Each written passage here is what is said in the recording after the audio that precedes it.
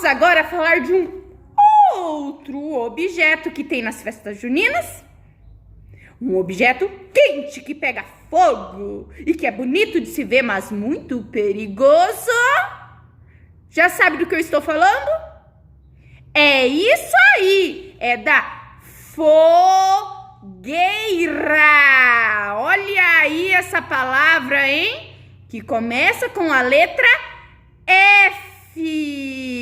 Repita comigo: F.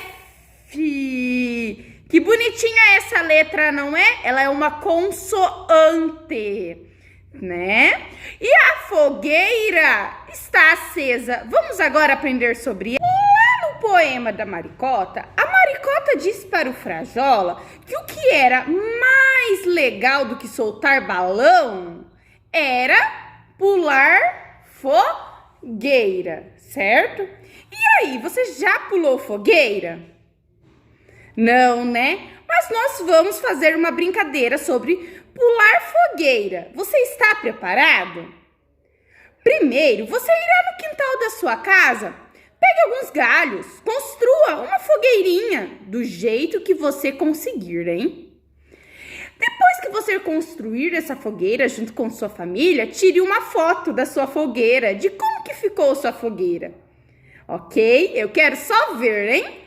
Quando a sua fogueira estiver preparada e ótima, você irá colocar aquela música. Pula a fogueira, ia, ia. Pula a fogueira, io, io.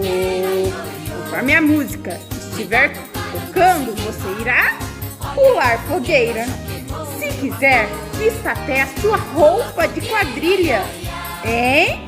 Se ela estiver servindo ainda. Se não, use a roupa que você tem mesmo aí na casa, hein?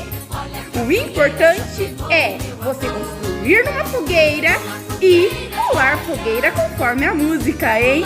Quero só ver como você vai fazer essa brincadeira, hein?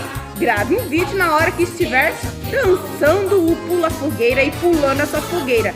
Muito cuidado, pule bem alto para não se queimar, hein? Foi aí na sua casa e procurou os objetos para você fazer uma fogueira, né? Eu já achei o quê? Tem umas torinhas. Vou fazer a minha fogueira para mim pular a fogueira.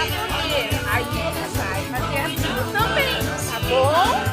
Faça e manda foto na hora que você estiver fazendo. Agora que a fogueira pronta, é só você começar a sua dancinha. Vamos lá?